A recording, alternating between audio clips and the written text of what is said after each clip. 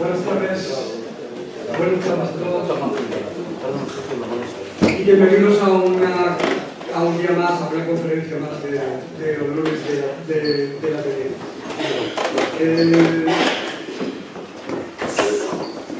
Hoy tenemos otra conferencia dedicada a la justicia, que ya sabéis que es uno de nuestros temas favoritos, y en esta ocasión contamos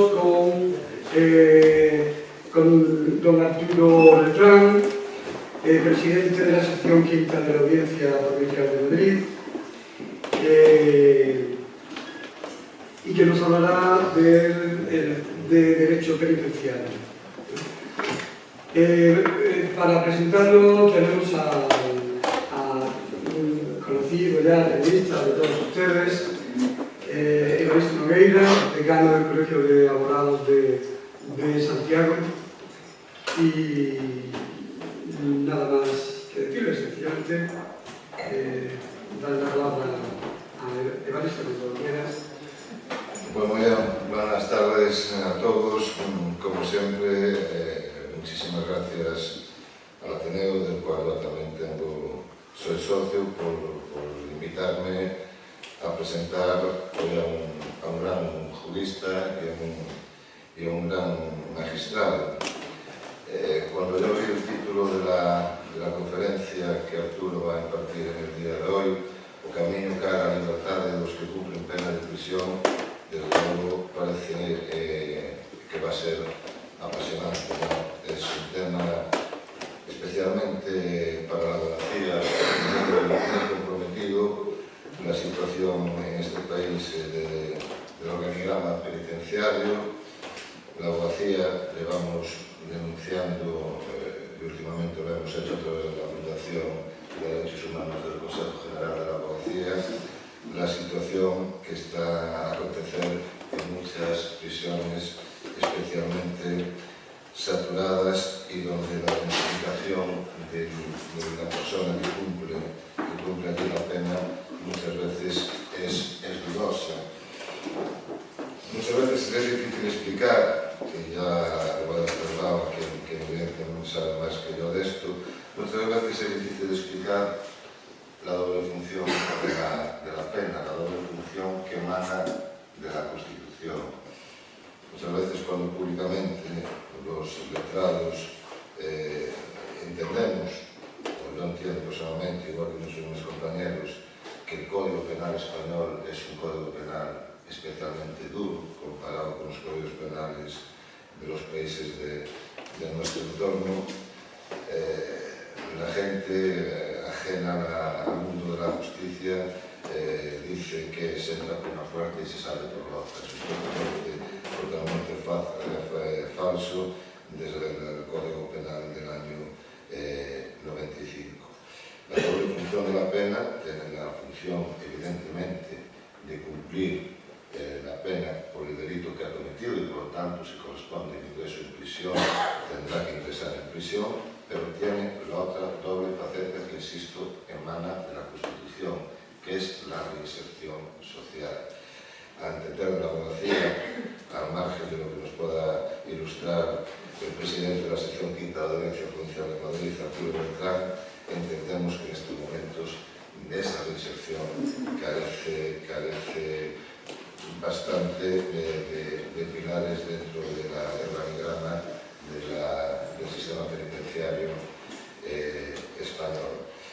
Finalizo ya con un llamamiento, en la que estábamos hablando de justicia. No sé si Arturo compartirá esta reflexión también, no personal, sino institucional, de la abogacía española, que en este país la gran deuda de la democracia, digamos, en la administración de la justicia es la modificación de la ley que regula el proceso penal, que es la ley de enjuiciamiento criminal, que data de 1870 y pico, que está totalmente parcheada con mil modificaciones y que conlleva que en estos momentos tengamos una ley procesal penal muy mala y que conlleva los problemas que vemos a diario en los procedimientos.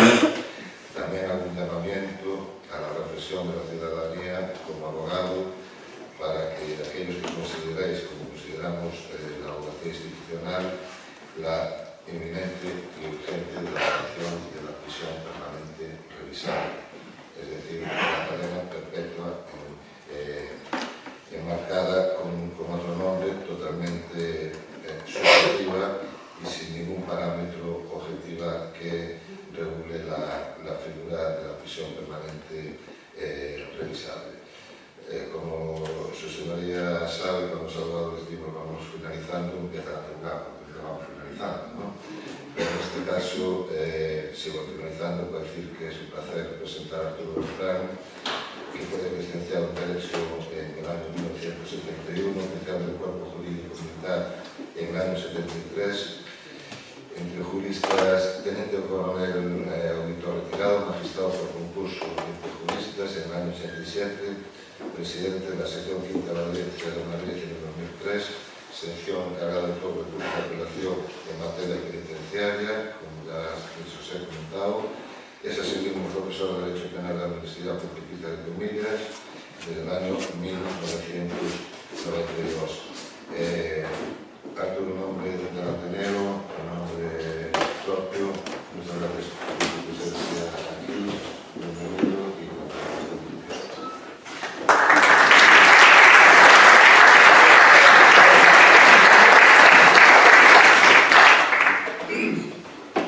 bueno, pues, no sé, me da un poco de reparo ver a la gente de pie, y a lo mejor quieren estar de pie, pero si hay sillas libres, claro, esto, yo voy a procurar no entenderme demasiado, pero va a durar, ¿no?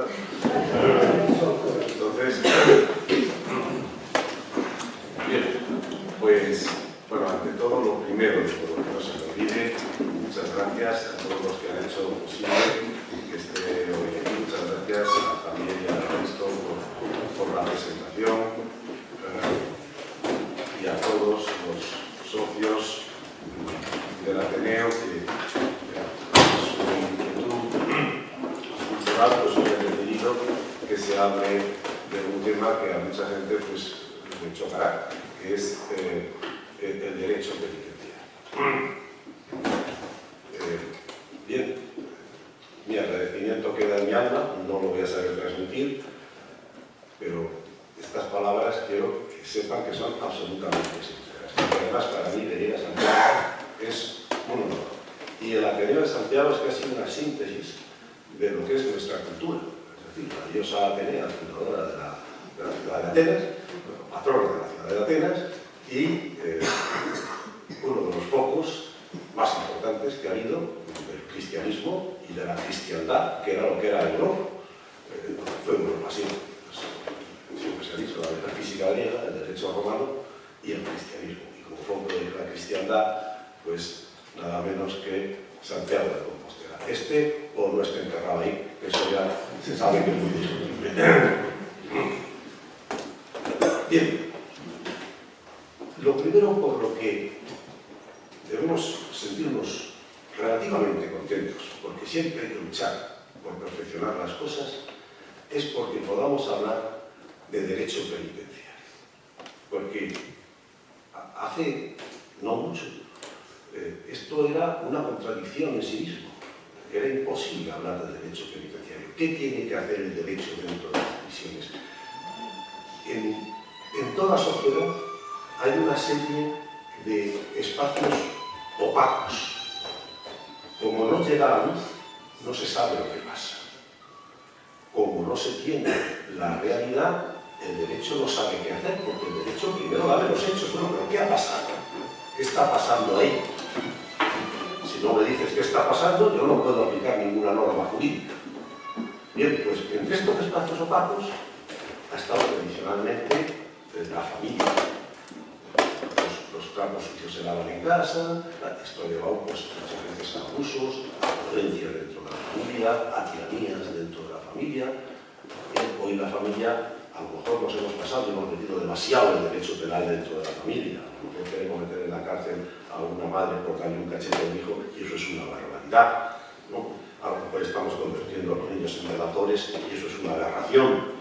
Pero bueno, está bien que el derecho sea capaz de proyectarse sobre una realidad que empieza a conocer. Lo mismo pasaba pues, con los cuarteles de la civil, con las comisarías de policía, con los cuarteles del ejército, eran espacios opacos. Y si no sabías la realidad, ¿qué norma ibas a aplicar sobre una realidad que no conocías? Y pasaba, y quizá todavía pasó un poquito, más de lo deseado, en los centros penitenciarios.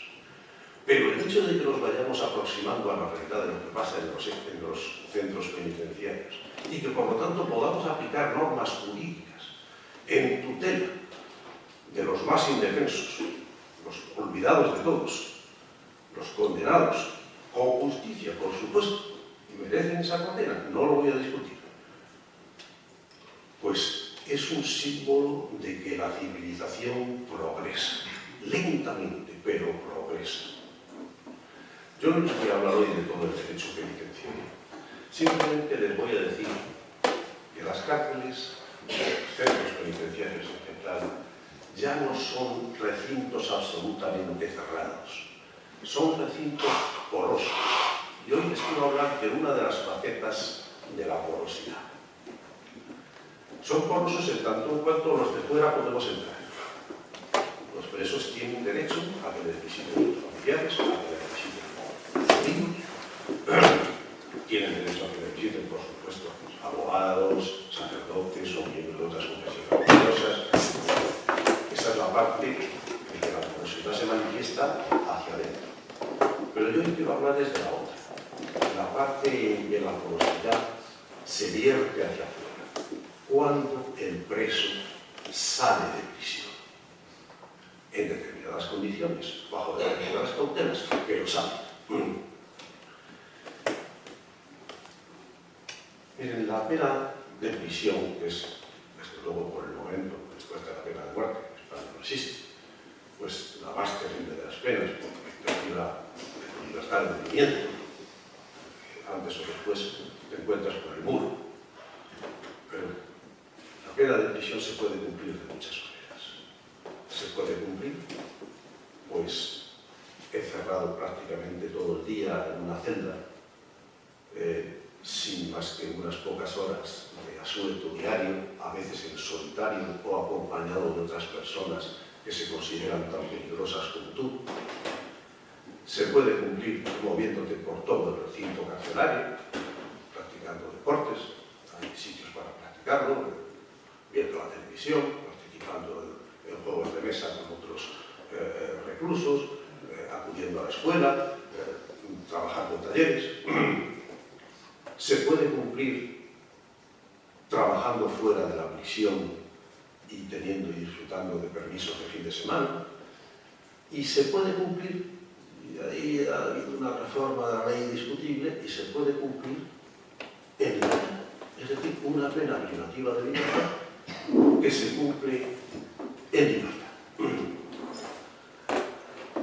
De esto es de lo que yo quiero hablarles hoy, de ese camino hacia la libertad.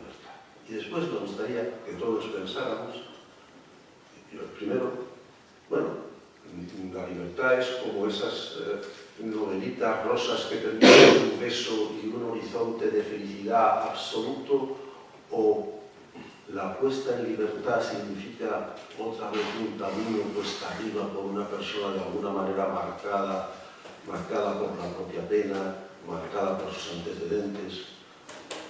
¿Hasta qué punto la reinserción no puede terminar en el cumplimiento de la pena y después hay que activar mecanismos sociales de reinserción post-penitenciarios, no solo durante el cumplimiento de la pena?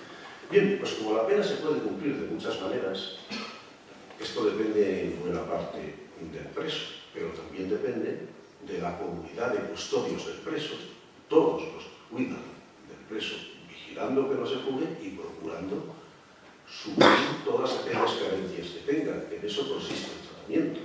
Hay un problema de drogas, vamos a procurar que se deshabitúe. ¿Es buen sitio la cárcel para deshabituarse? No. Pero hay programas de deshabituación.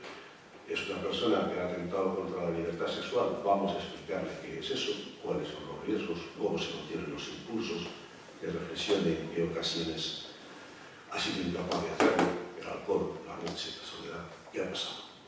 ¿Es un caso de violencia de género? Pues entonces, lo mismo.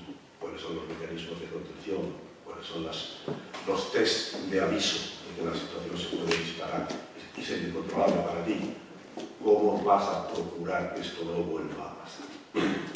Esto naturalmente se consigue primero porque la represión juega un papel, el castigo, una forma terrible de control, pero es una forma de control. Hasta las bestias reaccionan al látigo. También el ser humano reacciona al castigo. Pero no solo eso, hacen falta también muchas veces programas genéricos, como pueden ser los programas culturales, o específicos, como pueden ser los programas para un determinado tipo de delito. Esto, en las leyes, está bastante bien, es decir, que existe este tipo de programas. En la práctica, pues, faltan recursos humanos, falta fe,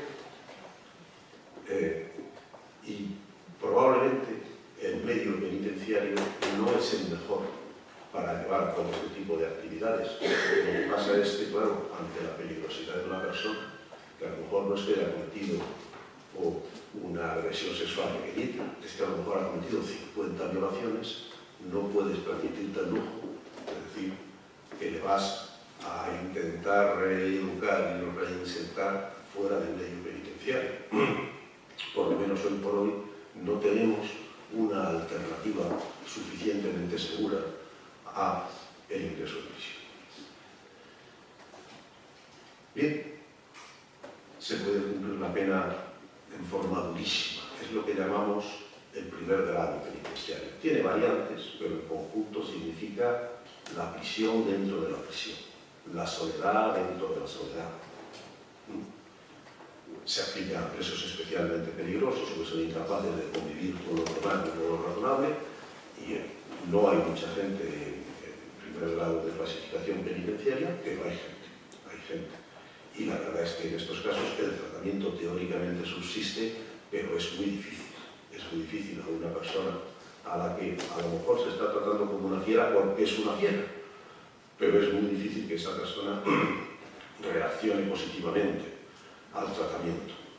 En torno a un 5 o un 6% de los presos españoles especialmente peligrosos están clasificados en primer grado. El grueso de la población penitenciaria está clasificado en segundo grado. En segundo grado ya te puedes mover por todo el recinto penitenciario, puedes tener actividades colectivas, ir a clases, trabajar en los casos en que hay trabajo en prisión, que a veces no para todos, pero hay trabajo en prisión.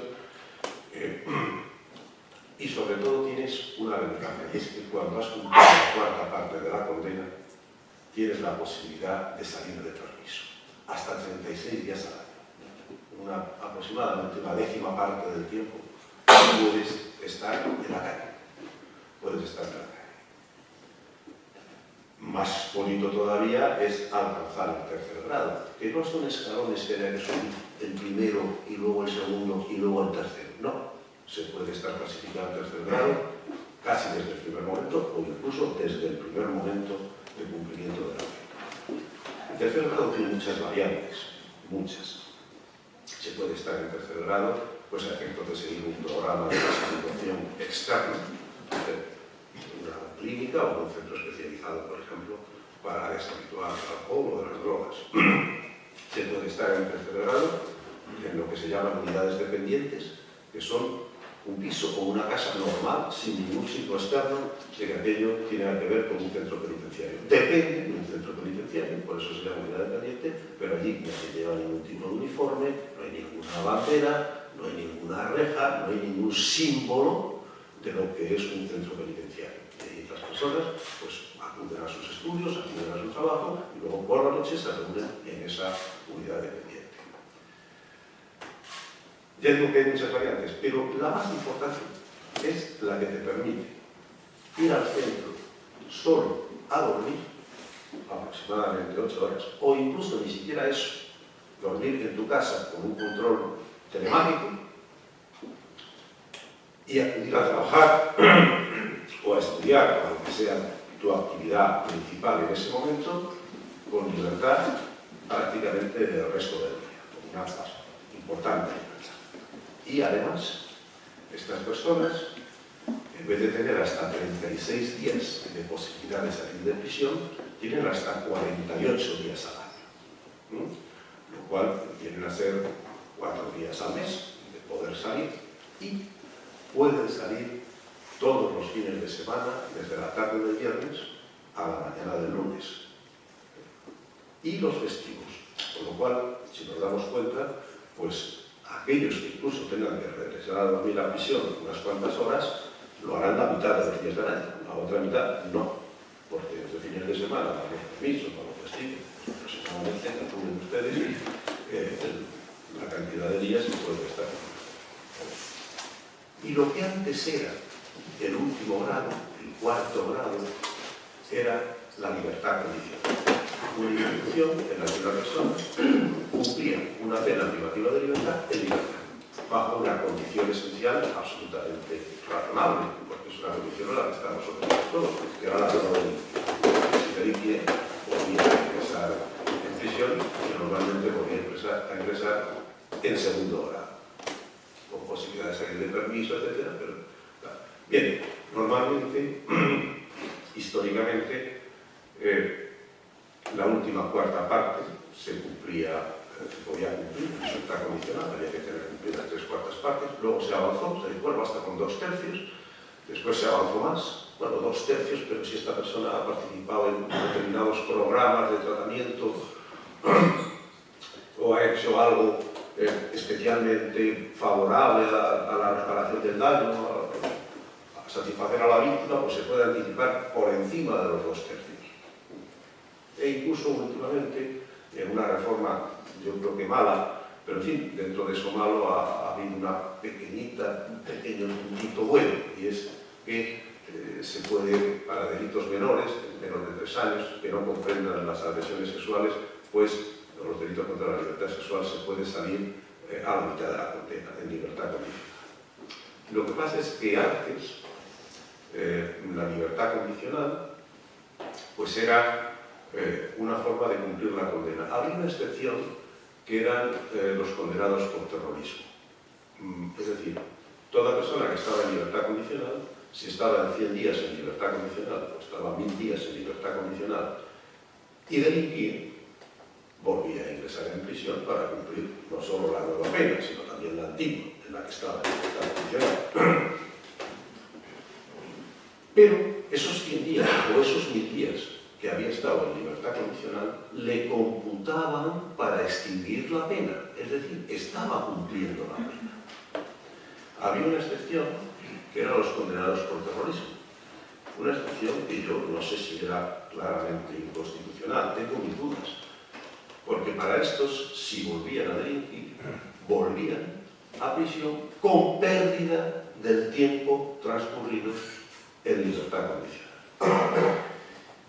Y además, no había matices en la ley, porque si la ley hubiera dicho el terrorista que vuelva a cometer una actividad terrorista, bueno, pues a lo mejor podía entenderse que había cierta justificación en la pérdida de los días que había pasado en libertad condicional. Pero es que se decía, si vuelve a delinquir, lo cual, claro, decía, bueno, vamos a ver, si un tío, no, haber asesinado, lo ponen en libertad condicional y conduce bajo el influjo del alcohol, eso que tiene que ver. O no paga la pensión compensatoria a su mujer. O incluso conduce bajo el influjo del alcohol porque no sabe cómo pagar la pensión compensatoria. Bueno, o sea, ¿eso qué tiene que ver con ser terrorista? Esa falta de matices de la ley pudo haber planteado alguna cuestión de inconstitucionalidad. Lo que pasa es que muy pocos condenados por terrorismo han alcanzado la libertad condicional y los que no han alcanzado no han delinquido, con lo cual no hay jurisprudencia sobre eso. Pues eso que antes estaba para los terroristas, ahora se ha generalizado.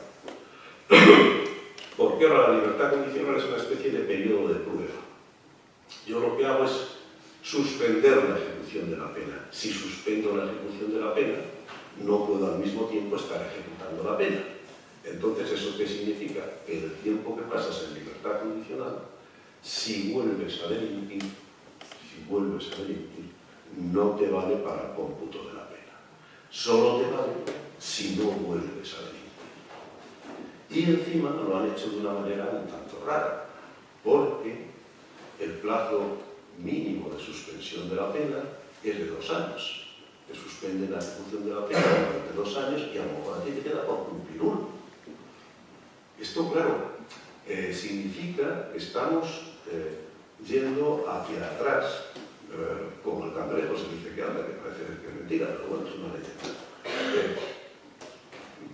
Vean ustedes, y voy a procurar enlazar un poquitín con lo que ha planteado aquí el decano. Se ha introducido la prisión permanente revisable. En tiempos de Franco, era una dictadura, pero una dictadura además por definición de la propia ley.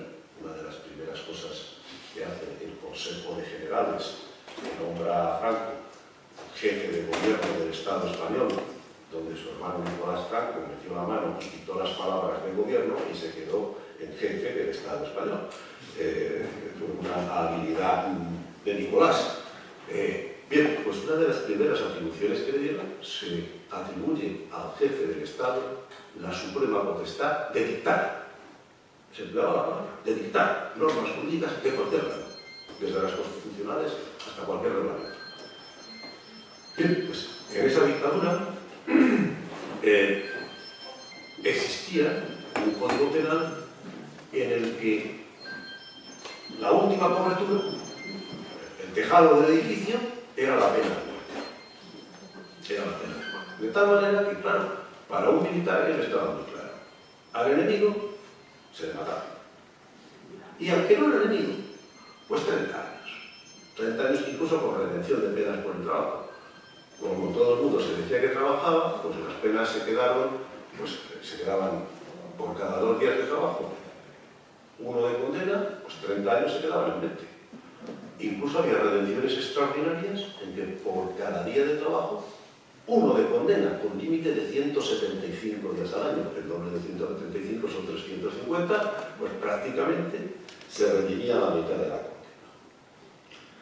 ¿Qué pasó? Pues pasó que a mucha gente se le condenó a 30 años, bueno, a 2000 años de prisión, pero que se quedaban reducidos a 30. Y sobre esos 30 empezaban a redimir. Y claro, esto lo sabía todo el mundo, que iba a pasar 15, 20 años después, que iban a empezar a salir presos condenados a 2000 años, o a 1500 años. 1500 años con un límite de 30, y sobre esos 30 reduciendo, pues se habían hecho una carrera en prisión, no habían tal no sé qué, se habían portado, bueno, y entonces se creó el problema de que cómo es posible que una persona con 22 asesinatos salga a los 18 años. Pues mire usted, es posible por una razón, porque España es el único país del mundo que ha suprimido la pena de muerte sin reflexionar durante 1 minuto por qué la sustituía. ¿Por qué sustituyo yo la pena de muerte? ¿Qué hago yo con el delincuente de los 20 asesinatos? El que roba, viola y mata a 5 niños. ¿Qué hago yo con ese delincuente? Pues en España no se planteó. Se pensó, quizá, con un exceso de optimismo, que la democracia no solo traía la libertad, sino que traía la santidad. Que la santidad no la trae la libertad. Pero la maldad subsiste, y el delincuente subsiste, y el delincuente muy peligroso subsiste. Entonces, se suprimió la pena de muerte. ¿Y qué nos quedamos como techo? Pues con 30 años con redención de penas. ¿Se reflexionó 1 minuto qué se hacía con el gran delincuente? No. ¿Qué se hizo cuando nos dimos cuenta de esto? Decir, bueno, pues venga, otro código penal. A ver, 30 años y ya sin redención. Luego otra modificación del código penal. 40 años y ya sin redención. Otra modificación del Código Penal. Prisión permanente revisable. ¿Se han reflexionado 5 minutos sobre este tema? ¿No? Todos son improvisaciones. Todos son improvisaciones. E improvisaciones mal hechas. O sea, la prisión permanente revisable es una institución que se podía haber hecho bien, sobre la base de decir, bueno, vamos a ver, primero, absolutamente excepcionalísima, nunca por un solo delito, nunca como pena única. Es decir, que el juez pueda decir, bueno, le pongo la prisión permanente revisable o le pongo otra. Y sobre todo, y ahí yo creo que la derecha se empeñó en que tenía que salir la ley como fuera, que no tenía nadie la sacó, y la izquierda estuvo torpe, porque ya que aproximadamente, según las encuestas, si es que son ciertas las encuestas, 2/3 de la población, más del 66%, apoyaba la prisión permanente revisable para los delitos más graves, debió decir, bueno, voy a pelear por el segundo adjetivo. No puedo evitar la permanencia, voy a hablar de la revisabilidad.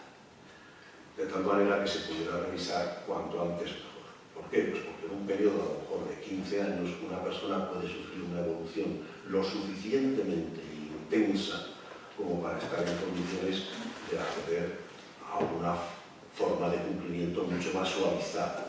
Y aquí pues se dice, no, hasta los 20 años o 25, imposible plantearse siquiera la posibilidad de revisar. El grado a los 32, la libertad condicional a los 35.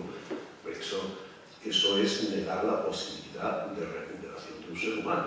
Y además, para que un ser humano se recupere, hace falta una dosis de esperanza. Si esa dosis de esperanza no existe o está absolutamente debilitada, pues es imposible que esa persona luche para ello. ¿Por qué? ¿Con qué objetivos? ¿Con qué horizontes? En fin, hemos pensado un poco. La verdad es que es verdad que hay delincuentes especialmente peligrosos, pero nunca este tipo de penas se deben imponer con la frecuencia que las impone el Código Penal español, sin alternativa con otra pena, porque si le dijeran a la juez, bueno, usted puede ponerle entre 20 y 30 años de prisión o prisión permanente revisable. Usted verá cuál le cuadra más a la peligrosidad de este sujeto. Bueno, te dan una alternativa, pero es que ahí no te dan. La prisión permanente revisable está en el Código Penal como pena única, y encima la revisión es casi es un adjetivo debilitado en la práctica. La verdad es que no tengo ni idea, porque todavía no se ha impuesto ninguna. Pero la verdad es que lo que dice la ley es que se revisará tardísimo, por muchísimos años, por delante. Bien. Entonces, claro, como es muy distinto cumplir la condena en primer grado, en segundo grado, en tercer grado, o en ese cuarto grado antes real y ahora, digamos, en lenguaje aristotélico, potencial. Si no delinques, pues entonces te vale el tiempo que has pasado en libertad condicional. Si delinques, no te vale. Y digo que hemos ido para atrás por una razón, porque Código Penal de Franco, suprimida la pena de muerte, que estuvo en vigor hasta el 95, en el 75, el Código Penal hasta el 96, que estuvo en vigor 20 y tantos años después de suprimida la pena de muerte. Bueno, ahí te ponían 30 años y tú tenías la certeza de que como mucho cumplías 30 años. Empezabas el 1 de enero del 2000 y terminabas el 25 de diciembre por los años bisiestos del 2029. Ya está. Eso era así. Con una cierta inseguridad. ¿Cuál era la inseguridad? Inseguridad en tu beneficio. Inseguridad en tu beneficio. Podían ser menos días si redimías pena. Como casi todo el mundo redimía, casi todo el mundo cumplía menos pena. Había un factor de inseguridad, pero inseguridad en beneficio del rey. Código Penal del año 95. Entra en vigor en el 96. Si te ponen 30 años, cumples 30 años. Los puedes cumplir en primer grado, en segundo, en tercero o en cuarto, pero cumples 30 años. La pena dura del 1 de enero del 2000 al 25 de diciembre del 2029. Y se acaba. Código Penal actual. Peor todavía.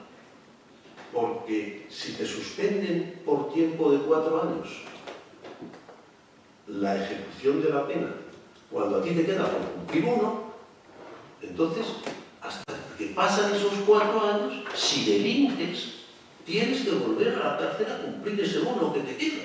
Con lo cual, ¿cuándo extingues tú la pena? No se sabe. Depende. O sea, depende, máxima inseguridad. ¿Y cuándo empiezas a computar el tiempo para cancelar los antecedentes penales? Cuando cumplas la pena. ¿Y cuándo la cumples? No se sabe. Entonces, cuando inicias el tiempo, tampoco se sabe. ¿Cuándo se inicia el plazo para cancelar los antecedentes? Y es una forma también de reinserción de la persona.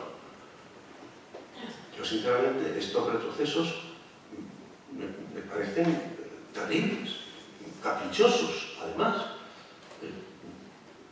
No lo sé, tampoco España es un país especialmente violento. Tenemos más presos que Francia, tenemos más presos que Italia, con prácticamente un tercio menos de población. No es un país que tiene sus problemas, claro que sí, pero es muy habitable. No es aquello de decir esto es la jungla, pues no lo es, se puede pasear por las calles prácticamente a cualquier hora, prácticamente en cualquier sitio. No veo yo esta obsesión por la seguridad de tener al preso preso. Es decir, es que es una auténtica obsesión. Hay que tener en cuenta que, claro,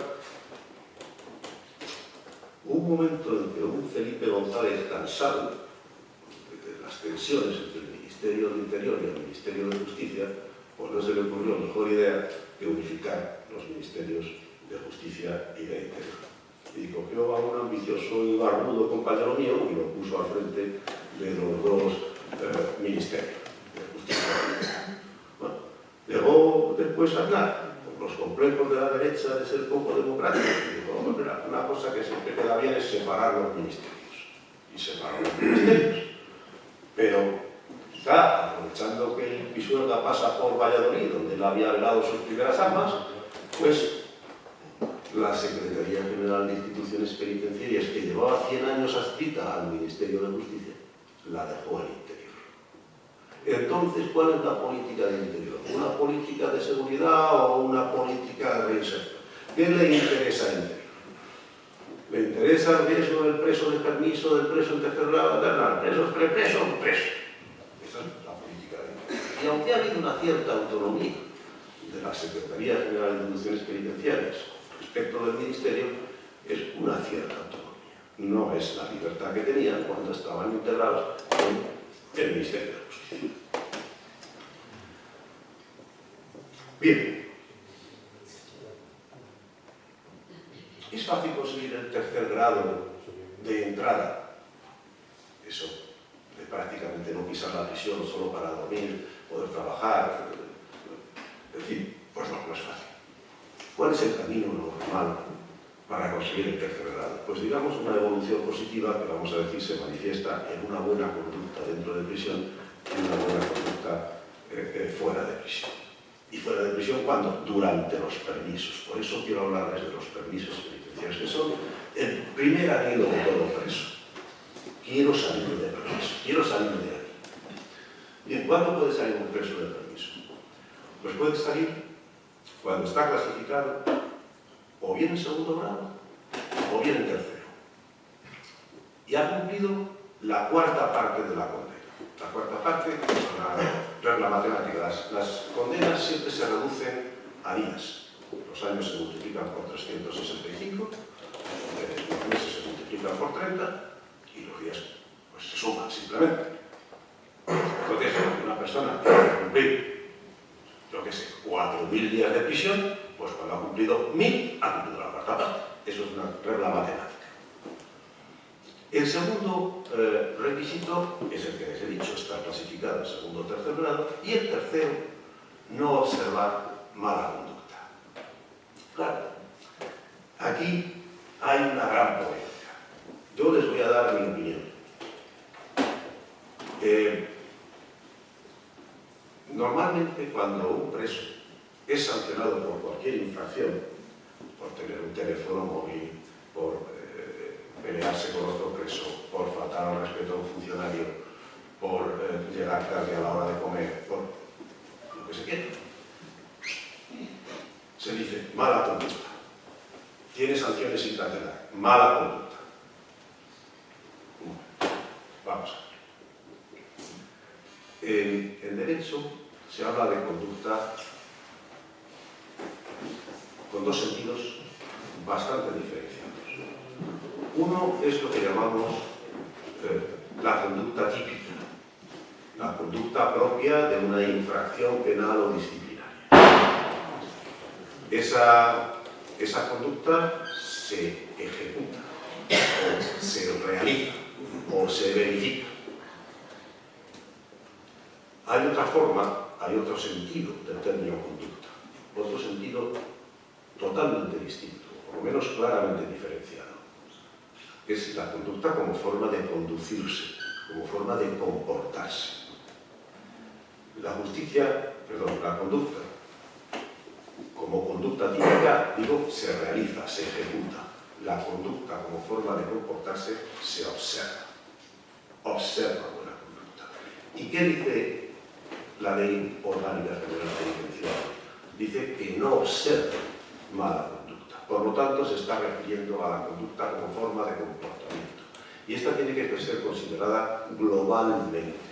No puede ser que, por el hecho de que exista una sanción como una infracción, se hable de mala conducta. Y además esto tiene su sentido por una razón. En todos los sistemas de sujeción especial, en que el ciudadano no solo se somete a la potestad de los poderes públicos general, la que tiene para regular el tráfico, que tiene para ponernos una sanción por que nuestro código está puesto incorrectamente o porque hemos hecho una obra sin declararla, sino que hay una supremacía especial de la administración, como pasa, por ejemplo, con los funcionarios, como pasa muy especialmente con los militares, o con los guardias civiles o con los policías. En estos casos existen regímenes disciplinarios especialmente estrictos. Los que aquí hayan hecho el servicio militar, pues recordarán que prácticamente si el sargento de teniente te quería hacer la vida imposible, pues que si no estaba limpio el cañón del arma, que si no sé qué, que si estaba mal afeitado, que si el pelo largo, que si las uñas sucias al que viniera de limpiarte los zapatos. Te podían hacer la vida imposible. ¿Por qué? Porque el régimen disciplinario es especialmente intenso y especialmente extenso. ¿Qué significa eso? Que hay que aplicarlo con ductilidad. Es sumum ius summa injuria. Bueno, pues lo mismo pasa dentro de la prisión. En prisión, pues, no puedes tener un objeto de metal, porque se piensa que puedes hacer con un arma.